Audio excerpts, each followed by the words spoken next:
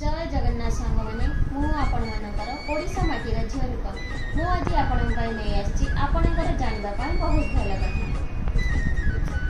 हे मनीष अहंकार नुहे नम्रतार सहित चल कारण जी नईवा जाने से ही समस्त सांगरे नहीं आगक बढ़ी पार।